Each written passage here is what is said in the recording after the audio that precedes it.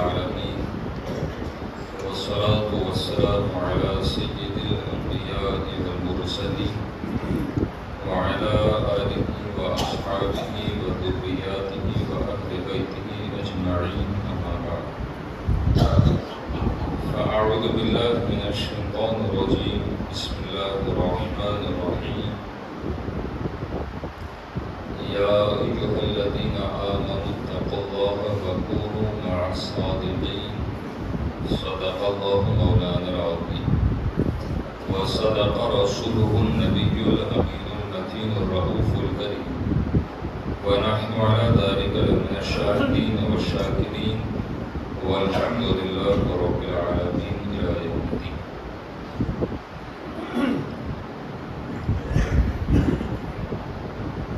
آیت مقدسہ کے متعلق کچھ باتیں عرض کرنے سے قبل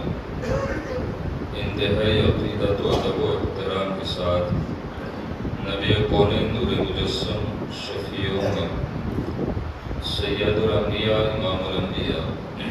جان کائنات فخر کائنات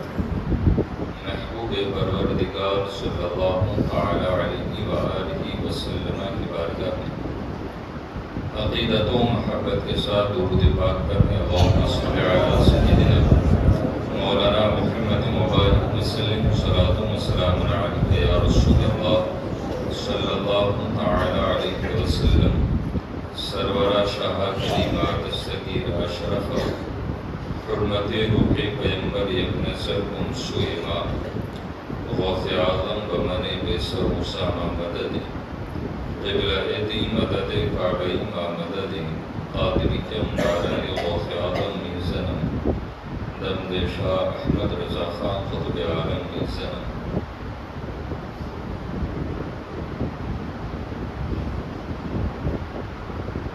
امام اہل سنت جان اہل سنت شاہ امام احمد رضا خان فاضل بریلوی علیہ رحمت و رضوان فرماتے ہیں واہ کیا مرتبہ یہ غوث ہے بالا تیرا، واہ کیا مرتبہ یہ غوث ہے بالا تیرا، اونچے اونچوں کے سروں سے ہے قدم اعلیٰ تیرا، اور سر بلا کیا کوئی جانے کے ہے کیسا تیرا، سر بلا کیا کوئی جانے کے ہے کیسا تیرا، اولیاء ملتے ہیں آنکھیں وہ ہے تلوا تیرا،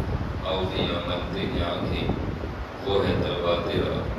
اور امام اہل سنت نسبت دے کر کہتے ہیں کہ تجھ سے در، در سے سگ، سگ سے ہے مجھ کو نسبت، تجھ سے در، در سے سگ، سگ سے ہے مجھ کو نسبت، میری گردن میں بھی ہے دور کا ڈورا تیرا.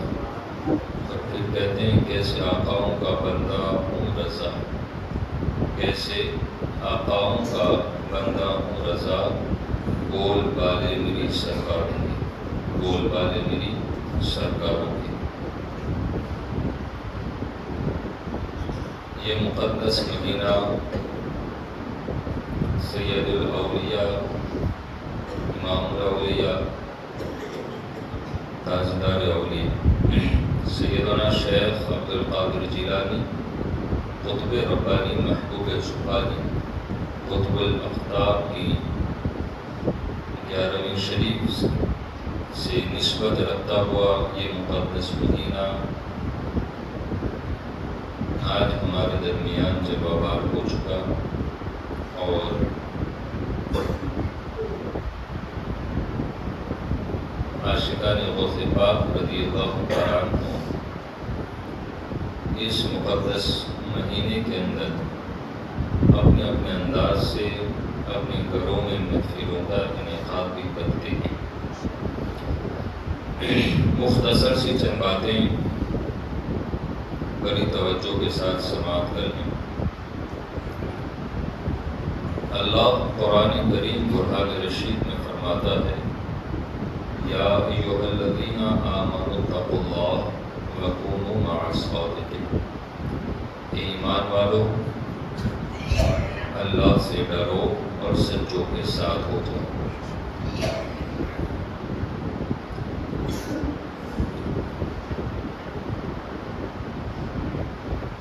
ایمان والوں سے مخاطب اور ایمان والوں کو فرمایا اللہ سے ڈرو، اور ڈرنے کے ساتھ ساتھ یہ بھی حکم فرمایا کہ سچوں کے ساتھ ہو جاؤ۔ اب حالات کا جائزہ لیں اور ایک سرسری خاکہ اپنے ذہن میں بٹھا کر اس بات کو آگے سماعت کر، تو آج اگر کوئی بندہ سچ بولے اور سچائی کا پیغام دیں تو اکثر کا ذہن یہ بن چکا ہے کہ اسی کو فکر ہے جو لوگوں کو کہتا رہتا ہے۔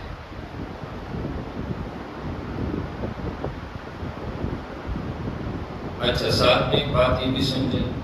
کہ سچوں کے ساتھ رہنے کا فائدہ کیا ہوتا ہے، اور سچوں کے ساتھ بیٹھنے کا اور ان کی سنگت میں رہنے کا فائدہ کیا ہے۔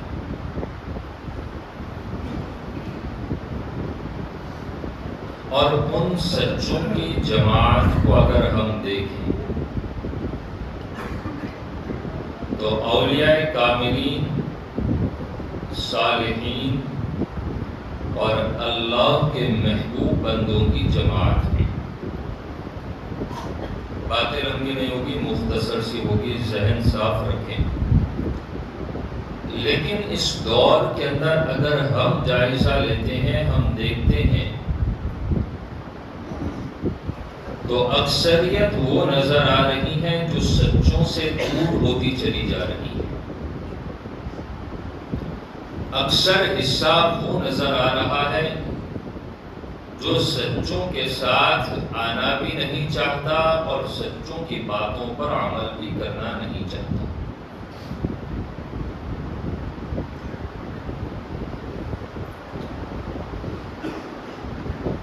اللہ تبارک و تعالی نے اپنے محبوب کو بھیج کر نبوت کا دروازہ بند کر دیا۔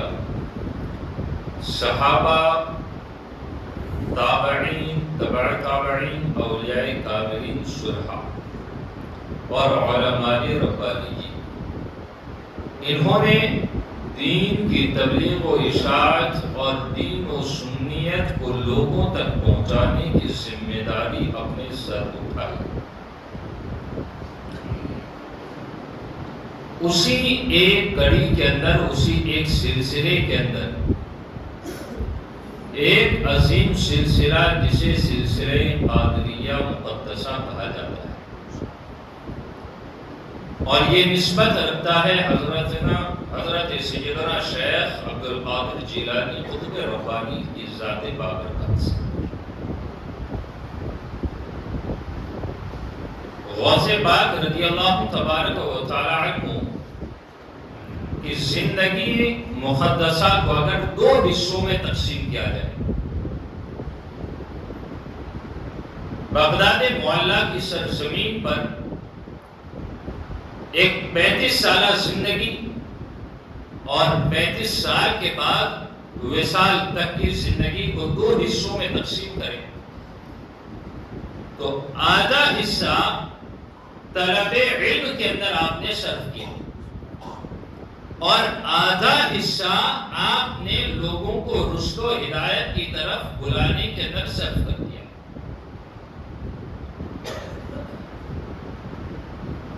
آج اکثر کا خمار یہ چڑھ چکا ہے اور یہ قوم کی ایسوں کی ہاتھ پر بکنے کے لیے تیار ہے۔ وجدانی کیفیت ہر ایک کے اوپر طاری ہونا شروع ہو چکی ہے اور ہر ایک وجد کا دعویٰ کر رہا ہے اور ہر ایک اپنی ولایت کو منوانے کے پیچھے پڑا ہوا ہے، اللہ ماشاءاللہ۔ اور یہ قوم جانتی بھی ہے لیکن ہاتھ پر بک بھی رہی ہے۔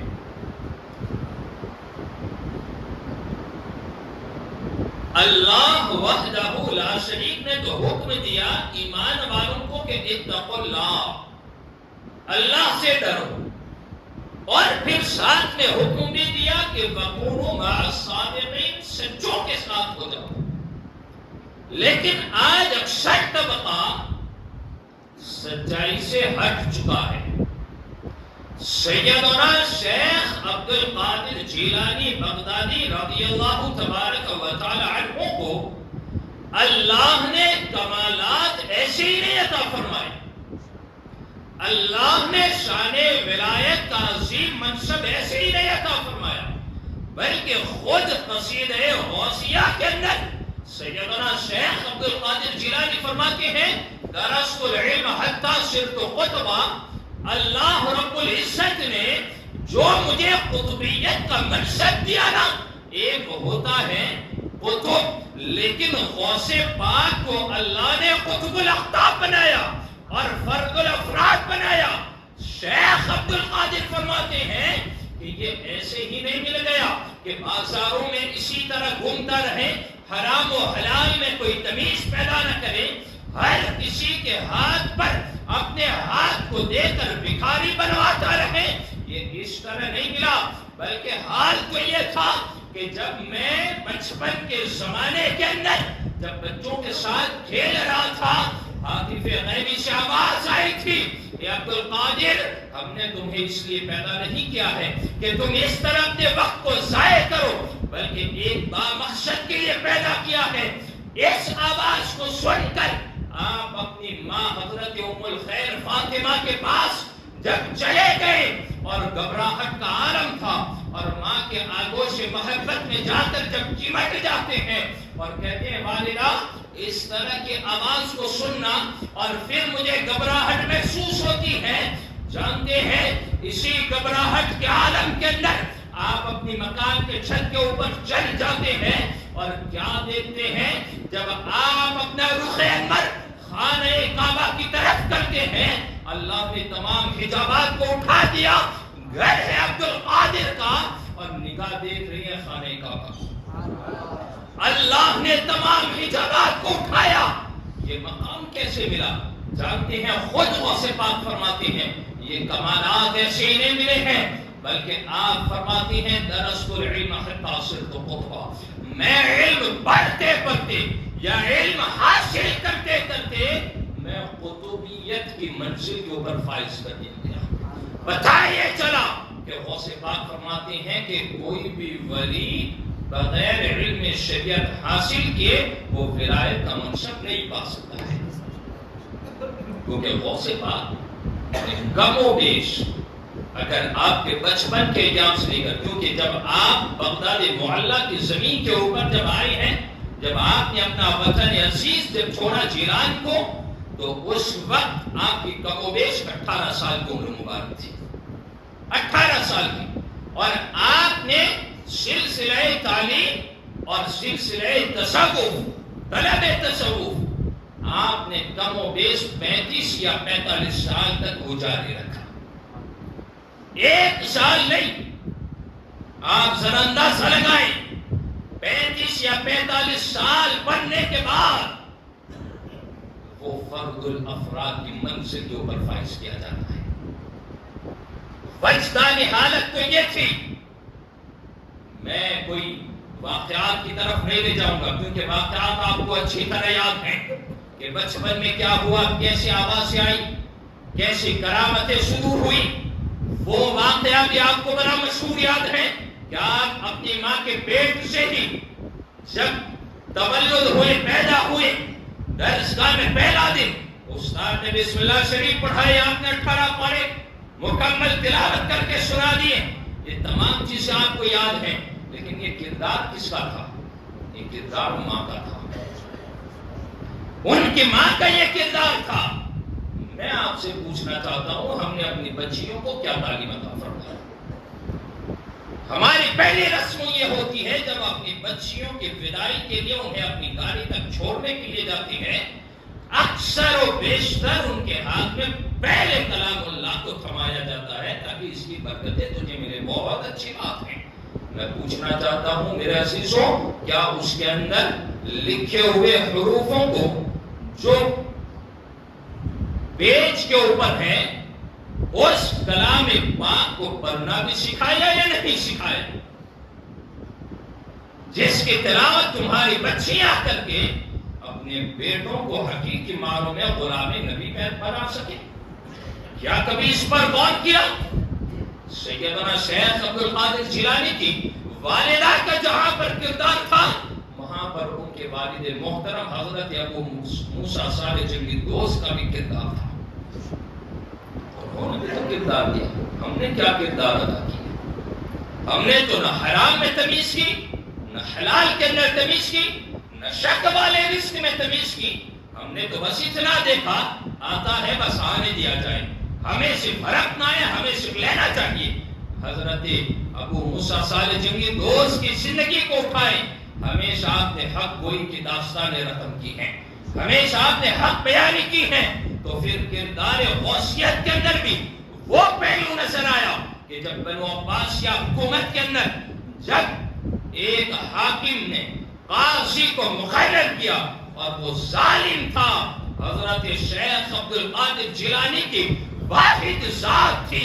جنہوں نے اپنی زبان حق سے یہ پیغام دیا تھا، ظالم قضا کے منصب پر کبھی بیٹھ نہیں سکتا ہے، وہ فیصلہ نہیں کر سکتا ہے شریعت کے مطابق، کیونکہ وہ خود ظالم ہے۔ یہ عبد القادر جیلانی کے والد کا کردار تھا جو آپ کی زبان حق سے وہ ظاہر ہو رہا تھا۔ آج ہم نے کیا کیا؟ بلکہ حضرت بایزید بستامی رضی اللہ تعالیٰ عنہ یہ بڑے پائے کے بزرگ ہیں، جانتے ہیں یہ کیا فرماتے ہیں؟ پھر میں آپ کو مجاہدات کے تعلق سے بیان حضرت شیخ عبد القادر جیلانی بغدادی رضی اللہ تبارک و تعالیٰ عنہ مجاہدے اتنے کیا آپ نے کہ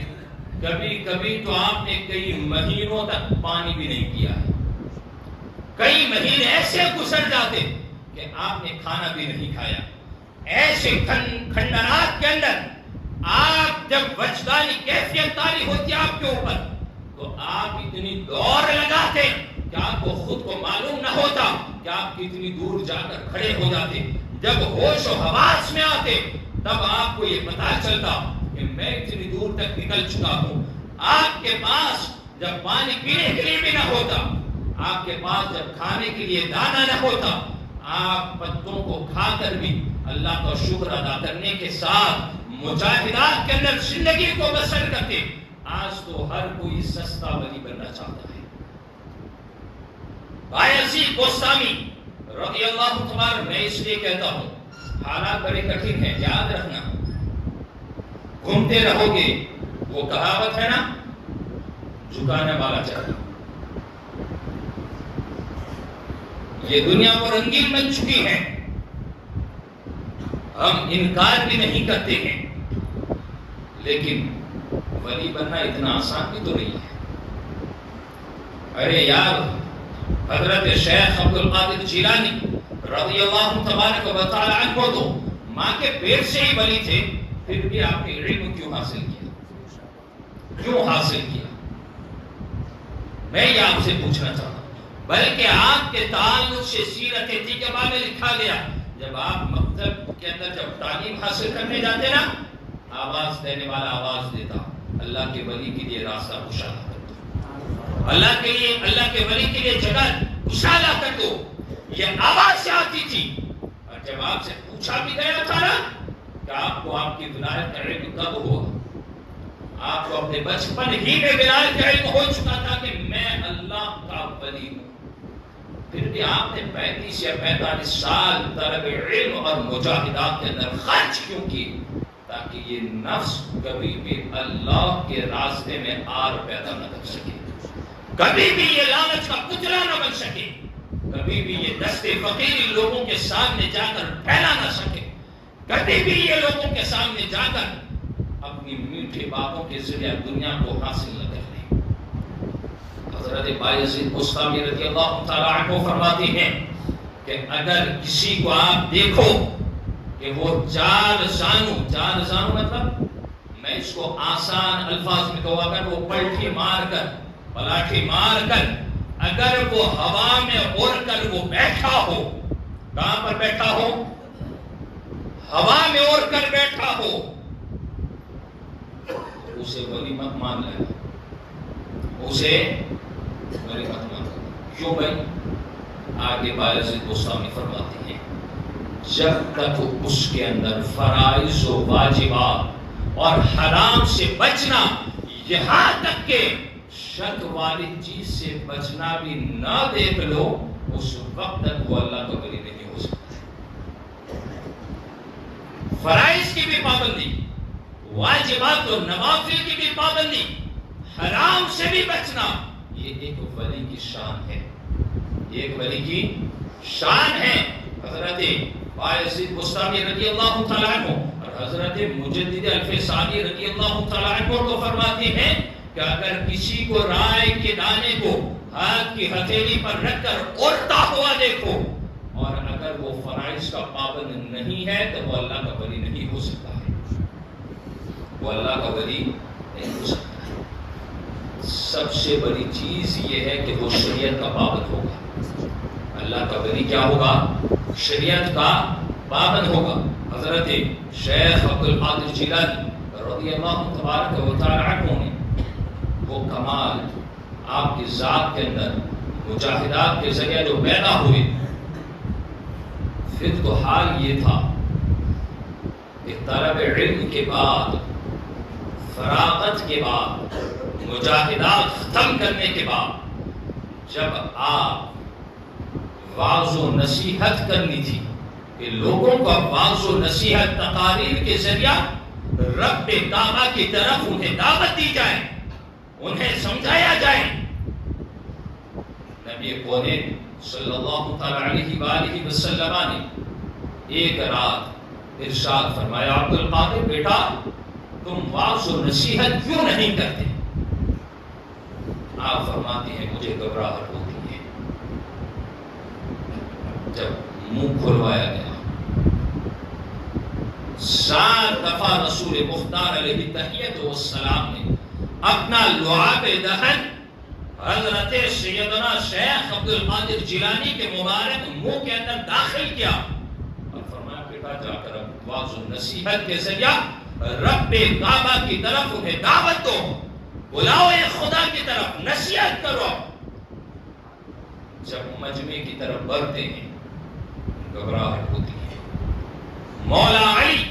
فاتح خیبر علی شیر خدا رضی اللہ تبارک و تعالی عنہ جب تشریف لاتے ہیں، فرمایا بیٹا عبد القادر بیان کرنے میں ہچکچاہٹ، منہ کھولو۔ 6 مرتبہ مولا علی نے اپنا لعاب دہن حضرت عبد القادر کے منہ کے اندر داخل فرمایا۔ فرماتی ہیں بابا 7 دفعہ نبی مختار نے عطا فرمایا، آپ نے 6 مرتبہ دیا۔ جو لوگ برابر کہتے ہیں نا کہ رسول کے برابر ہے ہم، مولا علی درس دیتے ہیں، آپ فرماتی ہیں ادب کا تقاضا بیٹا یہی ہے کہ نبی کے برابر ہم نہیں کر سکتے ہیں۔ 7 دفعہ نبی نے عطا کیا، علی اس سے آگے نہیں دے سکتا ہے، نیچے جائے گا علی۔ حضرت عبد القادر جیلانی رضی اللہ تعالیٰ عنہ جب اس کے بعد جب آپ نے واعظ و نصیحت شروع کی نا، جانتے ہیں ابتداءً سرکار بغداد فرماتے چند لوگ ہوتے، چند لوگ، اور جیسے جیسے گلیوں کوچوں کے اندر جب آوازیں پھیلنے لگی کہ عبد القادر بڑی عظیم نصیحتیں کرتا ہے، تو وقت وہ آیا کہ پھر عیدگاہ کے اندر لوگ آتے گئے، عیدگاہ بھی کم پڑنے لگی، پھر کھلے میدان میں چلے گئے۔ شیخ عبد القادر جیلانی فرماتے ہیں کہ ایک ایک مجلس کے اندر ایک نہیں، 2000 نہیں، بلکہ 70,000 لوگ وہاں پر بیٹھا کرتے تھے۔ یہ تو بیٹھنے والوں کی تعداد، اور اس سے 2 گنا تعداد دوسری رجال الغیب اور جناتوں کی ہوا کرتی تھی۔ بلکہ ایک آپ کے ہم عصر غوث پاک رضی اللہ تعالیٰ عنہ کی ایک ہم عصر زمانے کی ولی جب ایک جن کو وظائف کے ذریعہ جب طلب کرنا ہوا کہ اسے بلایا جائے، جب وظائف کھینچے آنے میں تاخیر ہوئی، تو جب وہ جن آیا اس ولی نے پوچھا کہ آنے میں تاخیر کس سبب سے ہوئی، تو پلٹ کر کیا جواب دیا جانتے ہو؟ جواب میں یوں فرمایا، ایسے وقت میں ہمیں نہ بلایا کرو جس وقت سرکار غوث پاک کی مجلس لگتی ہے، ہم وہاں پر حاضر ہوا کرتے ہیں، ہم ان کا بیان سنتے ہیں، ہم ان کی نصیحتیں سنتے ہیں۔ آپ فرماتے ہیں کیا تم لوگ بھی وہاں پر حاضر ہوتے ہو؟ وہ جن اپنے الفاظ میں اب وہ جملہ ارشاد کرتا ہے جسے بہجت الاسرار نے یہ بڑی مستند کتاب جو غوث پاک کی کرامات و سیرت کے اوپر لکھی گئی، اس میں یوں لکھا گیا، وہ جن یوں ارشاد کرتا ہے کہ ہم وہاں پر حاضر، انسانوں سے زیادہ ہماری تعداد غوث پاک کی نصیحت سننے پہنچتی ہے۔ اللہ نے یہ کمال غوث پاک کو عطا فرمایا، اور اللہ رب العزت نے غوث پاک سے نسبت رکھنے والوں کی بھی شان بڑی عظیم رکھی۔ یاد رکھنا، ہمیں صرف کھا کر اسے فنا نہیں کرنا، بلکہ غوث پاک نے جو تعلیمات دیا نا، غوث پاک نے نمازوں کی پابندی کا حکم دیا، حرام سے بچنے کا حکم دیا، شریعت کی پابندی کو لازم پکڑنے کا حکم دیا، بلکہ جب آپ سرکار غوث پاک کی سیرت اٹھائے تو اس میں ایک بات یوں لکھی گئی، پوچھنے والے نے پوچھا تھا، شیخ عبد القادر آپ کے مریدوں کے اندر تو اچھے بھی ہوں گے، پرہیزگار بھی ہوں گے اور گنہگار بھی ہوں گے، تو پھر قیامت میں کیا ہوگا؟ جانتے ہیں کیا فرماتے ہیں؟ شیخ عبد القادر جیلانی فرماتے ہیں، اچھے اچھوں کی جگہ پہ، گنہگار میرے حوالے، میں ان کی بخشش رب کائنات کی بارگاہ میں کرتا ہوں۔ غوث پاک سے نسبت کا یہ فائدہ یہاں پر بھی ملتا ہے اور آخرت میں بھی اللہ کے فضل سے وہ نصیب کر دیا جائے گا، لیکن شرط یہ ہے کہ غوث پاک رضی اللہ تعالیٰ عنہ کے کردار کو اپنایا جائے۔ آپ رضی اللہ تعالیٰ عنہ مجاہدات کے اندر آپ کی سیرت تقیبہ میں لکھا گیا، کئی سال تک عشاء کے بعد فجر سے فجر طلوع ہونے تک ایک ہی رات کے اندر کئی دنوں تک غوث پاک رضی اللہ تعالی عنہ روزانہ ایک قرآن پاک ختم کر لیا کرتے تھے، روزانہ۔ ہم سے سال میں بھی شاید نہیں ہوتا، بلکہ ہمارا تو حال یہ ہے کہ باپ کی میت ہونا، پڑھنے والے دوسرے ہیں، ہم باہر بیٹھے ہوتے ہیں۔ کیوں؟ بولے مولانا گجراتی میں بھی پڑھنا نہیں آتا۔ ہم کہتے ہیں ہمیں کہاں گجراتی پڑھنا، جو لارب کتاب اللہ نے عربی میں نازل فرمائی، ہم مومن ہیں نا، ہمیں تو اسے پڑھنا چاہیے تھا، ہم نے تو اسے بھی نہیں پڑھا، اور ہم نے اپنے باپ کو بھی دوسروں کے حوالے چھوڑ دیا کہ وہ پڑھ کر بخشے گا تو مغفرت ہوگی۔ کیا باپ نے اس لیے جائیداد کو جمع کیا تھا؟ کیا باپ نے اس لیے بلڈنگوں کو تمہارے لیے چھوڑا کہ چند سورت کریمہ بھی پڑھ کر اس کی مغفرت کا سامان پیدا نہ کر سکو؟ غوث پاک کو تو اللہ نے یہ مقام و مرتبہ دیا ہے میرے عزیز کہ جب یمن کا راہب جب اسلام قبول کرنے کے لیے اس نے پکا ارادہ کیا کہ آج میں بیدار ہو جاؤں گا، صبح میں یمن میں دیکھوں گا کہ کوئی ایک اللہ کا محبوب مجھے نظر آ جائے، میں اس کے ہاتھ کے اوپر کلمہ طیبہ پڑھ کر دامن مصطفیٰ میں داخل ہو جاؤں گا۔ اس رات جب وہ سویا نا،